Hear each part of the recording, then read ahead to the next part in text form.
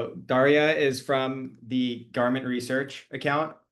Bridger and I are brothers, and we're also co-founders of Hoppn. And yeah, we're excited to share more on color. Yeah, so I'm Bridger Hart. I consider myself a color science nerd. Um, this is our startup, so we patented a new way to discover products online by color. So we'll touch on that towards the end of the call.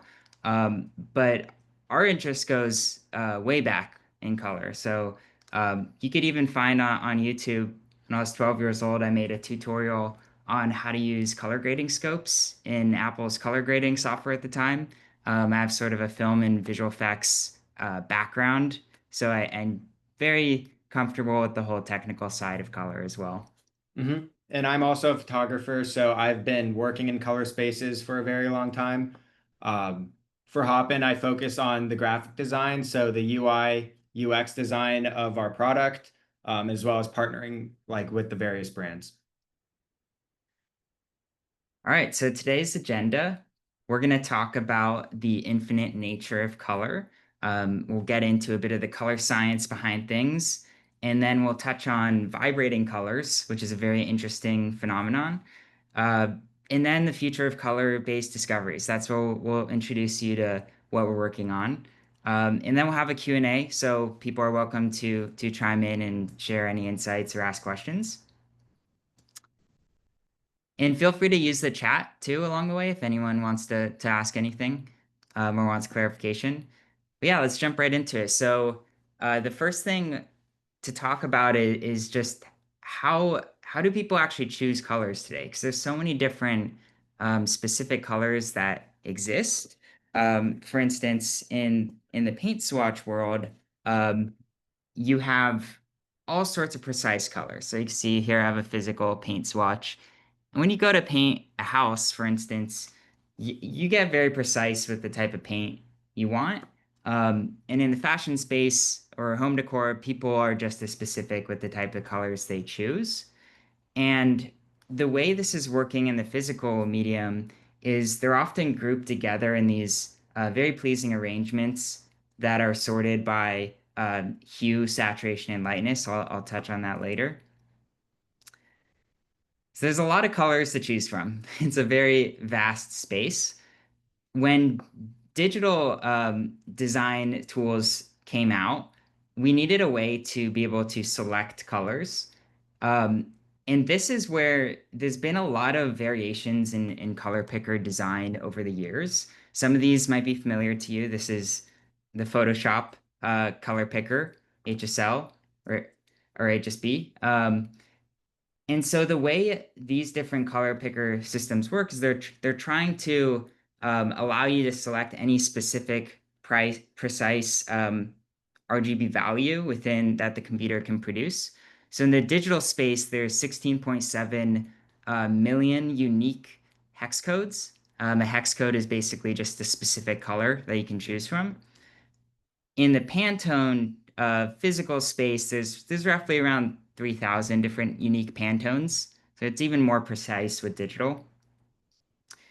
So to define a couple main terms, we got hue. So this is what people traditionally kind of call the color. Hue and then the saturation and the lightness. And these represent three different dimensions of the color picking experience. And so color is three-dimensional. We'll show you exactly what that means later. And so color pickers, they've evolved over the years. This is our color picker design, which we'll show in a bit. So what's crazy about color is that people don't really know exactly how to categorize things. Up until now, we've sort of leaned on like the wisdom of the crowds to define where each product should exist um, color category wise. So, for instance, this is a good example here where you see where does green end and blue begin? Because we have these very broad ways of describing color. And so there needs to be some sort of division point between those two colors. So these are just sort of fun hypotheticals to show how nuanced color can become. That type of a categorization issue happens when you're defining between these two different hues, so green and blue. But it could also happen with the more nuanced colors like orange to brown, for instance. So brown is essentially just a darker version of orange. At a certain point, as you start to darken the color orange, it kind of becomes brown, and it's very subjective as to like when it shifts. And then there's colors approaching white or black or even gray, and there is a point when it is no longer red. It is gray, maybe around here, but it's very subjective. So um, there's a lot of these kind of decisions we have to make when we think about like a traditional color filter that you see in e-commerce. So when you're filtering products, when you have to group things in these generic categories, you have to make these decisions as, let's say, a designer or a brand. You have to decide, is this shirt going to be in the blue category or is it going to be in the green category? There's all these subjective decisions that happen along the way. And so the way that people filter for products by color in e-commerce is traditionally it's very generic. So you have these broad color name categories like orange, yellow, and green. And when you go very broad, you have less of those like bordering colors where you don't know which one it goes into. If you want to get more specific, it might help shoppers in being able to locate a more precise color, but it also kind of makes the shopping experience even more confusing. So, for instance, this is an interesting decision where a lot of online stores um, they might start with these generic categories like you can filter by green and blue, and at some point down the line, maybe they want to introduce like a teal filter. Um, and now you have even more kind of like subjective uh, bordering moments between like when does teal end and when does blue begin, for instance. In reality, color is not, it doesn't really have any borders. So this is what you're seeing here is a 3D visualization of some colors. And you could see how these are the three-dimensional axes. So essentially the XY plane is the chroma. So these are the different hues. The Z space is the lightness. So as it goes up, it gets lighter. As it goes down, it gets darker. And within this 3D space, you can really plot any color that the human eye can see. And so this is really this is a more accurate way to kind of visualize how complex color can be. It's not these linear decisions between green and blue. So opinions on color. People get very passionate about anytime people make claims like a certain color is objectively more beautiful or ugly. This is a funny story. So this color here has been voted um, the ugliest color in the world. And a lot of people get really mad when people say that, but um, this color has been used in demarketing efforts by the Australian government to reduce the sale of cigarettes. So they actually enforce that this color is printed as the main color for cigarette packaging, which in the case of things that you consume, it turns people off to the product and makes them feel like it doesn't taste as good. And so it actually reduces sales. And so color can have an enormous impact on how people experience products. And for this reason, this has been named the ugliest color in the world. But of course, you could make it look good, especially when you place colors alongside other colors that complement it in some way. So when it comes to opinions on colors, um, people often choose colors for themselves based on how it reacts to their skin complexion. But there's also newer research that shows how eye color is actually an even stronger predictor of what colors look good on you, more so than your specific skin undertones. which people can have sort of like a greenish undertone or a more magenta undertone, and that can influence the type of colors look good on you. With eye color, it's very interesting. I have green eyes, and my favorite color is easily green. So I think here it is down here. I'd say this is probably my favorite color. Not just any old green, but this specific shade of green. I think a lot of that also comes down to my particular eye color. At the end of the day, color evokes emotion. It creates a feeling, and so as a designer, you should really be making your decisions based on that. There is no single unifying color theory that's going to say like, oh, this is the perfect color to complement this color.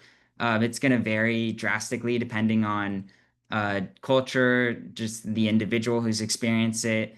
It really should come down to what type of feeling does this color evoke, and that's really the biggest thing to note. So color uniquely has, yeah, let me show you this video here. Oh, sorry. So color has different lightnesses. So these different hues, so looking at this spectrum here, yellow is considered the lightest color. And what that means is at its peak chromaticity or its most saturated version of itself, it is naturally lighter. It's high up in the spectrum. So this graphic here is showing you how um, when the space is lighter, yellow is the most vibrant here. On the contrary, blue, kind of bluish purple, is the darkest color, and so um, that can change. Understanding the inherent lightness values of specific colors could also help you make decisions on what type of colors um, are right for what you're trying to create. So if you're trying to create something that has a bright feeling, and you want to also have a lot of vibrant colors, then you can't really have a vibrant light blue. You could have maybe a vibrant light cyan, but the lightness value of these colors does matter. Now, there are some colors that are kind of strange. Yellow is one of the weirdest colors because it really only exists in the light range. As soon as you start to darken yellow, it becomes green. There's really there's no dark yellow. Or orange. Or orange. You darken orange becomes brown. Um, and so the window for where like the whole color gambit of yellow is much more narrow than say blue. Blue can encompass a lot more. And the way we categorize color. So this is some data from the World Color Survey where a lot of different countries were surveyed on where they would locate specific colors. Now, interestingly, different languages have different names for colors. For instance, in the English language, we have blue, which basically encompasses all of blue. In Russian, you have there's two different words to describe blue. So there's a separate word for this lighter blue. Throughout human history, traditionally there's been an increase in specific color names over the centuries. So in the oldest days, the first recognized colors were black, white, and red. Red makes sense because there's sort of a survival aspect to that. Red is the color of poisonous fruit. It's the color of blood. Things that were like more diehard critical at the time. Fire. Fire, yeah. But colors like blue actually came much later. And when it comes to what type of pigments and materials exist in the natural world, blue is a lot more rare. There's materials like lapis lazuli that was very sought after. Um, yeah, so that's um,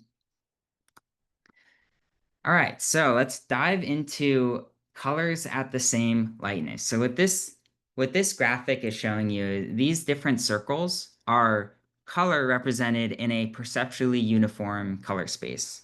So any specific color that you see within this circle is the exact same lightness perceptually. So for instance, if I were to select this green or this blue is the same perceptual lightness as this green. So as I adjust across this wheel, I'm just dialing in the specific hue and saturation of that. In the older versions of color pickers, kind of early internet, and this is really still probably the most common you'll see today, is an RGB color picker. So this is essentially displaying color the way our computer screens represent it, because our screens are made up of red, green, and blue lights, and those combinations additively uh, represent every color. In a perceptually uniform color space, it's a little bit more practical because it's actually trying to more evenly distribute color. So for instance, in this space, you can see how this is showing how yellow, it's a bad color to use. Yellow is much lighter than blue, and that's very apparent in this space. You can see that black outline is almost hard to see.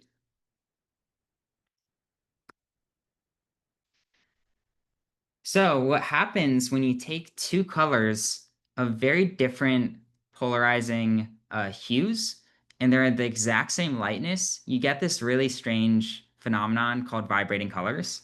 You can actually see that here. So that this is yellow and blue, and blue does not peak. It's not very saturated or chromatic at this lightness. As I move darker, you could see at this level here, the yellow and blue are kind of the same vibrancy, and it creates this strange illusion of vibrating colors. Vibrating colors is not very common today, but it's sort of making a comeback. It kind of, in a lot of ways, it sort of breaks the rules of color. People traditionally would say that you should avoid vibrating colors, that they look bad or that they're irritating, and they are kind of irritating. I did a whole blog article on vibrating colors, and I think my eyes are straining by the end of it. But this type of effect could be used in a very unique way. It had a big moment in the psychedelic 60s, so a lot of art would use vibrating colors like this. It could also be used to create illusions. So in this case, this sphere looks like it's kind of moving. Like our eye doesn't really know what to latch onto with this visual, and it looks like it's rotating, but it's not.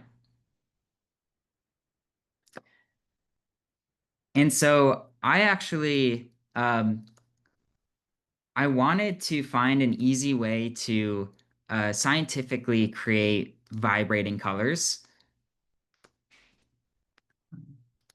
There you go. So I'm just sending you guys a link in the chat here if you want to check this out. I'll pull it up over here.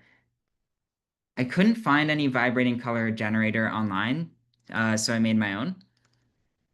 So the way this system works is it'll randomize two different colors of the exact same lightness, and it creates that vibrating color effect. So you could see it's not as strong when the colors have a big separation up here. But when you have an intricate pattern like our logo down here, you could see how strange and interesting that effect can be. And you have the ability to adjust the hue or saturation of either color. So it's really fun to experiment with. It's actually a really useful tool if you are trying to work in this kind of color space. It just makes it really easy to very quickly isolate two vibrating colors to work with. And we actually did this with our stickers. So you could see we have vibrating colors, and we use this color generator to help come up with all these different color combinations. So we thought it'd be fun as a color company to make our logo stickers in a variety of color options. Whenever we hand them out, people get to choose, and that's very interesting to us. But we wanted to kind of pick the least likely color combos for a color company because vibrating colors are controversial. Um, I'm wearing for this call, I'm wearing a shirt that has vibrating colors. So this is, I think it's one of those fabric tomatoes you put the needles into. But that blue and red have a very energetic look to it. Cool. Um, all right, so jumping back into the presentation. So within the vibrating color space, there's a lot of different unique combinations you can make.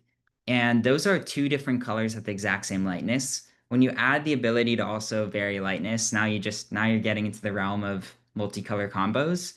This is where mathematically there are just trillions, if not quadrillions, of unique palettes that you can create here. And so there really is no limit to how many unique styles you could produce.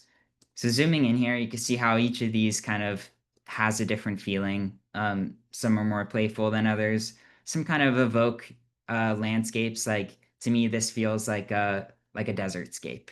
I can imagine this being a very desert influenced palette. Often with a palette, it's good to have like a central focus. So for instance, in this palette, it's very much like this is kind of like a nighttime in Paris type palette is like how I feel when I look at this.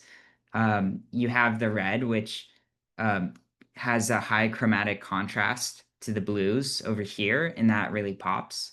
So there's a strong accent color, and then some variety within the cool tone side of this.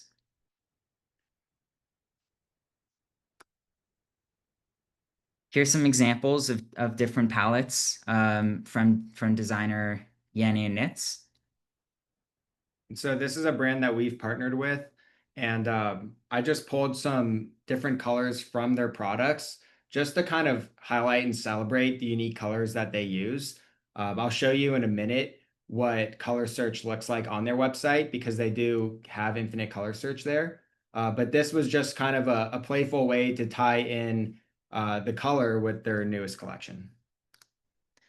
Oftentimes, products have a lot more than just one color within them. You can see that these represent entire palettes of color.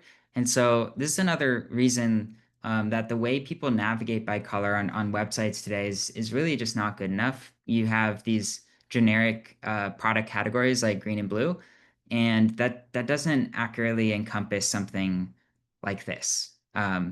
It would be difficult to find this using a traditional filter, and a lot of sites end up just having like a multicolor type search option. Um, cool. So we're gonna screen share and introduce you a bit to um, what we've been working on for many years now. So our company is called Hoppn, and we focus on color search technology. This is our homepage right here. And if I scroll down, as Bridger was highlighting earlier, um, this is traditionally how people navigate a website through color.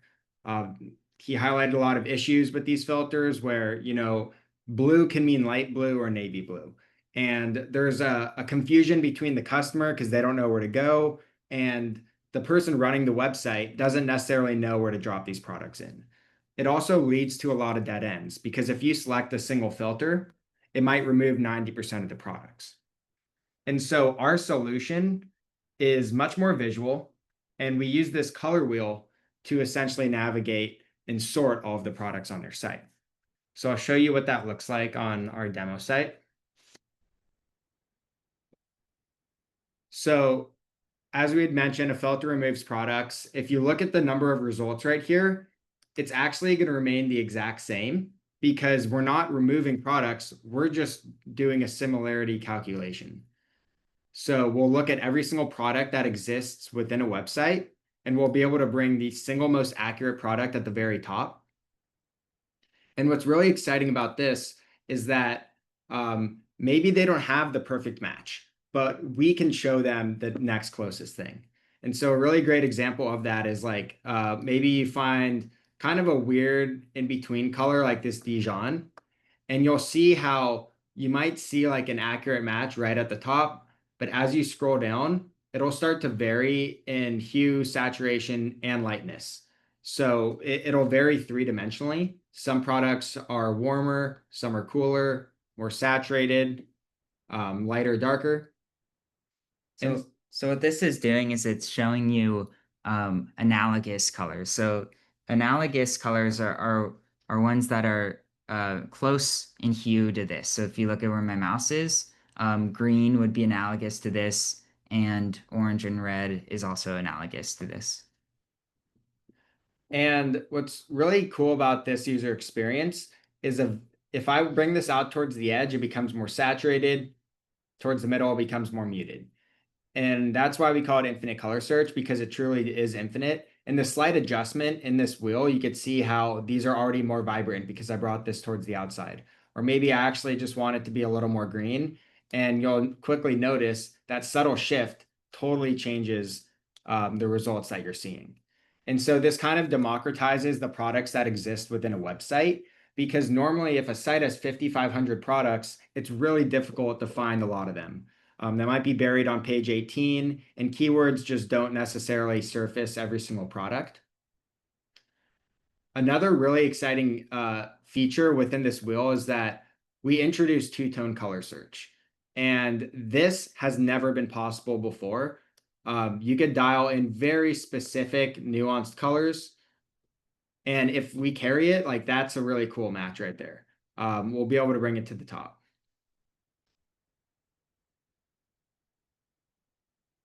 You could even get very hyper specific. So maybe you want something that's maybe pink and black, but you want it to be mostly black. You could adjust the weight of it.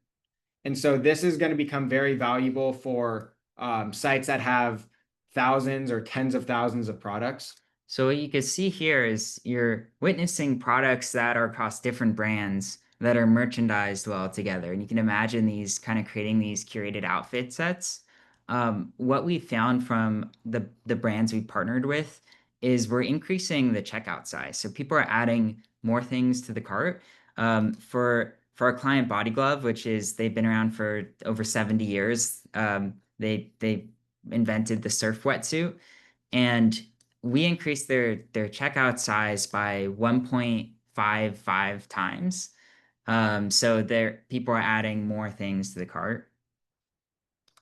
And it's really what's cool is this is applicable beyond just fashion. So this is Beau Bridges Gallery, and they, as you can see, this is all photography. They're a local gallery to where we live, and this is a revolutionary way to comparatively shop across imagery.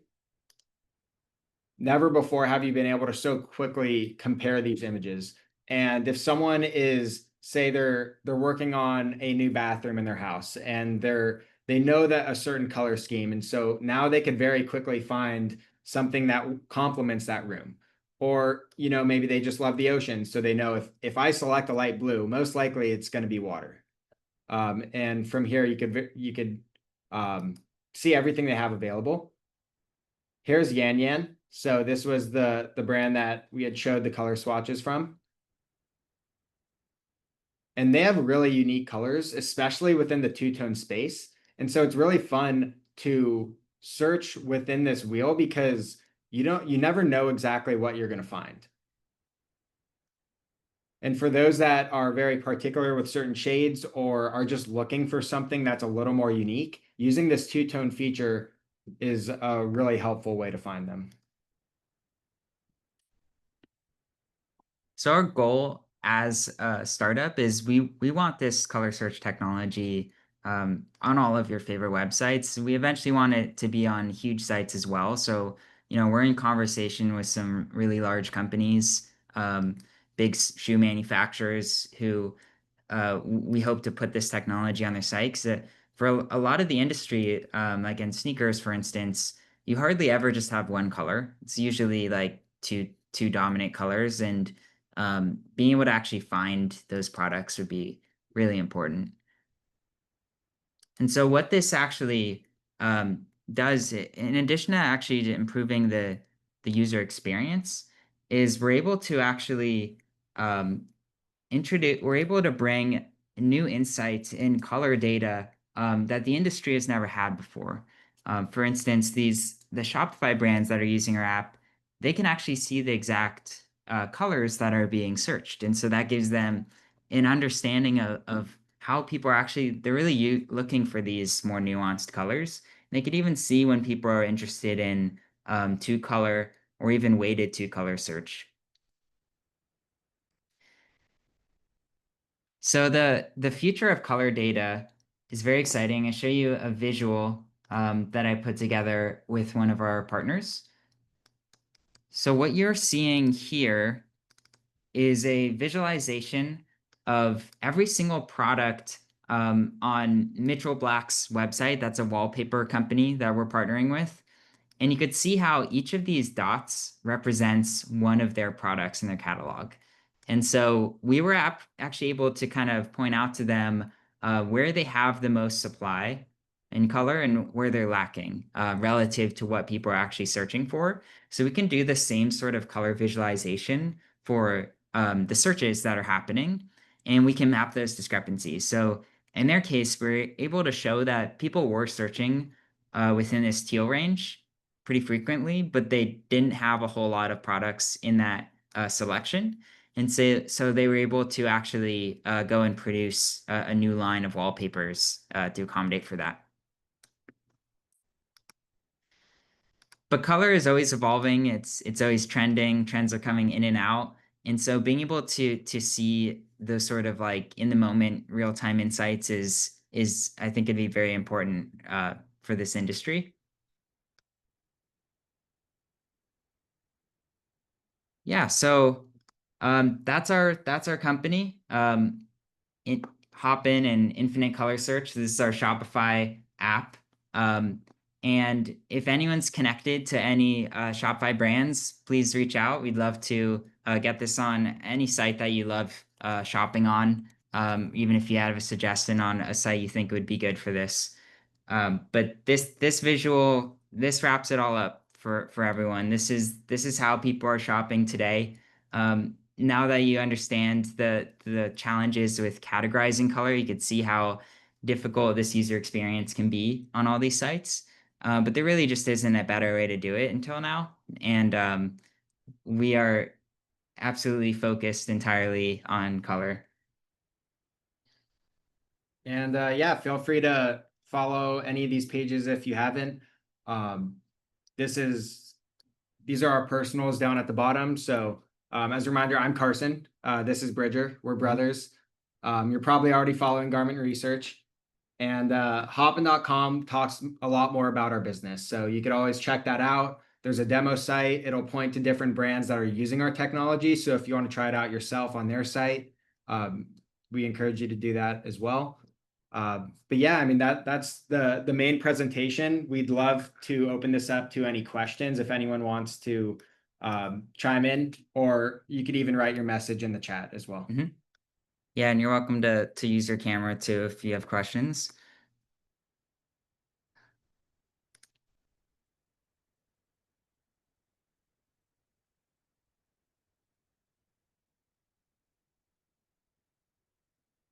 So our website at hoppn.com, if anyone wants to check it out at some point, we have a lot of fun things on this. That's where you can find the Vibrating Colors generator if you want to use that yourself, totally free. We also have a blog on color, so if you're really interested in color, we've done articles on all sorts of things that fascinate us, going back to historical things as well. So understanding like how did Apple end up with a rainbow logo and what inspired that. But there's a lot more to learn here.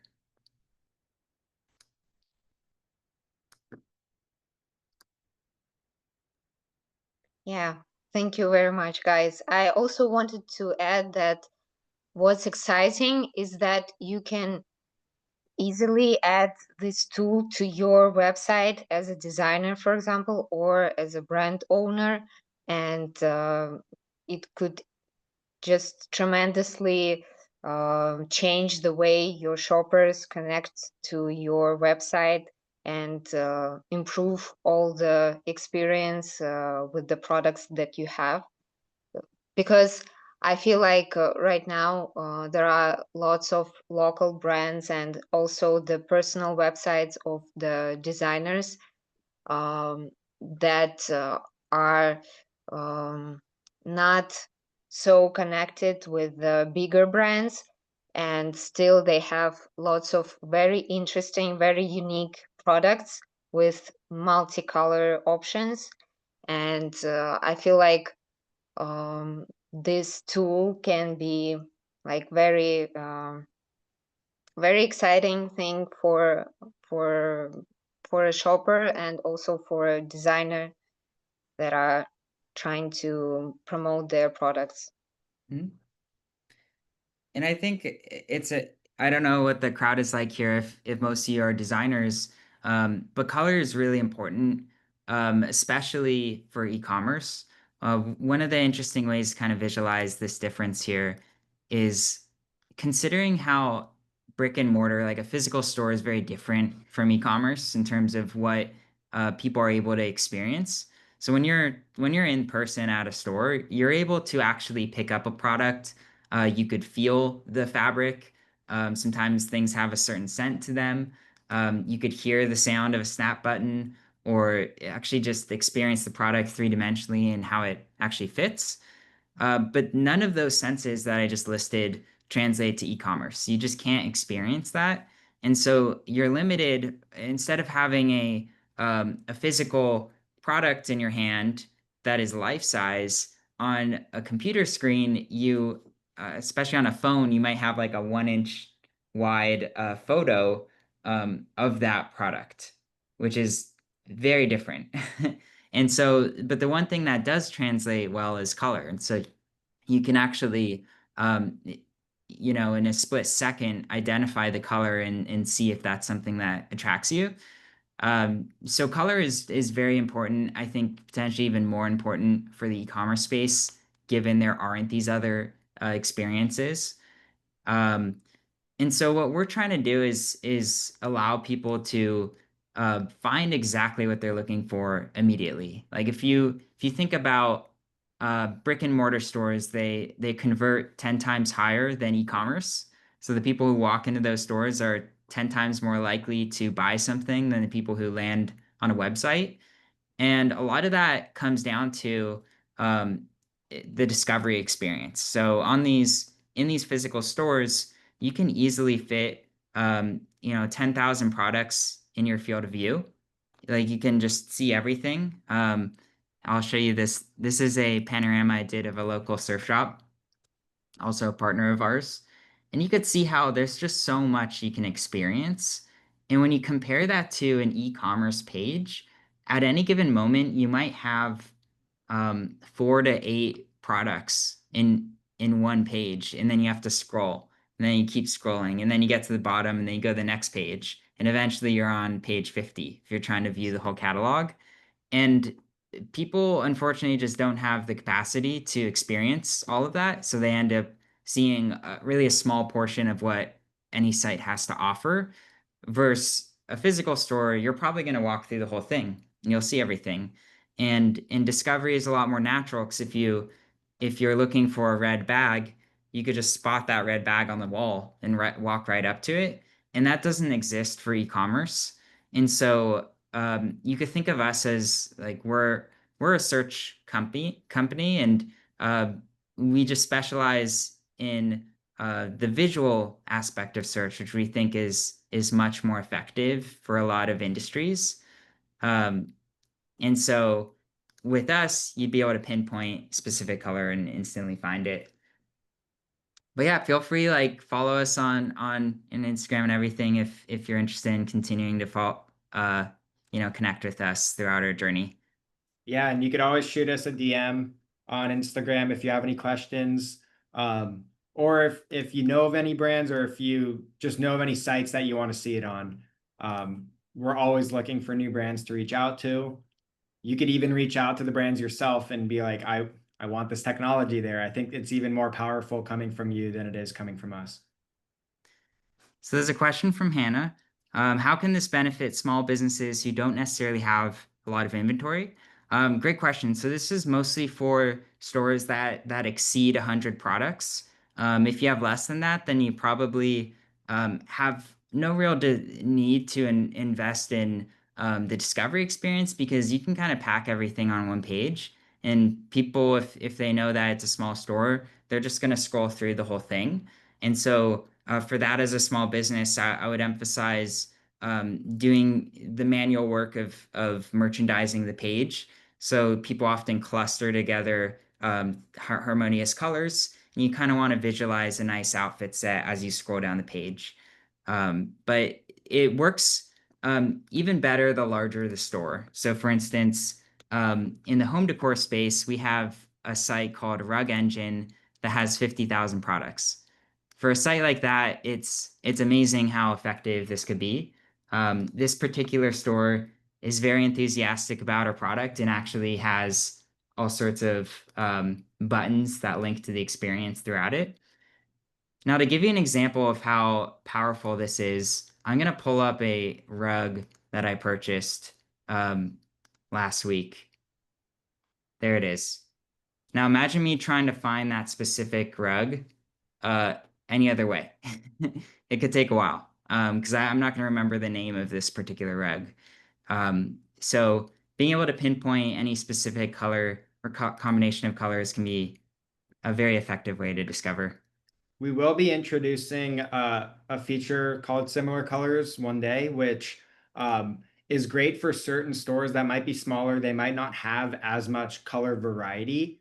However, they might have a lot of, say, neutral tones. So say they have a lot of products that are more in like the beige area. Well, we will be able to showcase similar colors to that one within that store. And it just makes it easier for someone to really narrow down on exactly the right shade of beige that they're looking for. So there's a question, does it include makeup? We don't currently have makeup partners. I think the biggest thing holding that back is that the way we select color right now um, is is aimed at saving brands time, because brands are so incredibly busy. It's hard to get, if we were to ask brands to manually tag 1,000 products by color, it'd take them weeks. So we have a data scientist on the team, and we built this automated AI system that's able to identify the specific product within the photo and then extract that. What we found in the makeup industry is oftentimes the primary image associated with it doesn't necessarily just feature the color. It might just be the packaging of the makeup product. And so for that to work effectively, the store would need to manually input the color, which it's hard to get a store to want to do that. So I think that's an area where we'd love to continue to improve that. But we'd also probably need to kind of consider other ways of selecting color for that.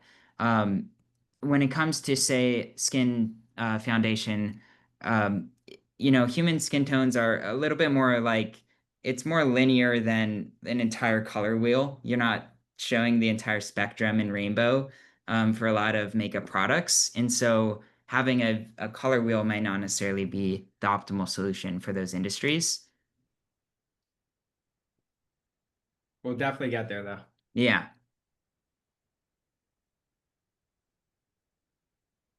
Cool. Any other questions?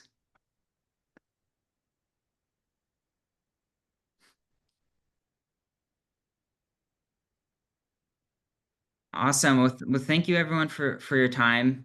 This has been a lot of fun, and yeah, look forward to staying in the loop with everyone. Thank you again, Daria, for organizing all of this. Hmm. Yes, thank you guys. I hope that it was insightful and useful for the audience as well. And I hope that someone would feel as excited as I was when I first discovered Hoppn, because I feel like there's a lot of potential to increase user experience in e-commerce in the best possible way through colors, because this is like an essential part of any design process right now. And also I feel like, yeah, there are lots of opportunities for the guys to implement different parts of their tool to different stages of product development, from sampling to already searching the ready-made products on e-commerce side.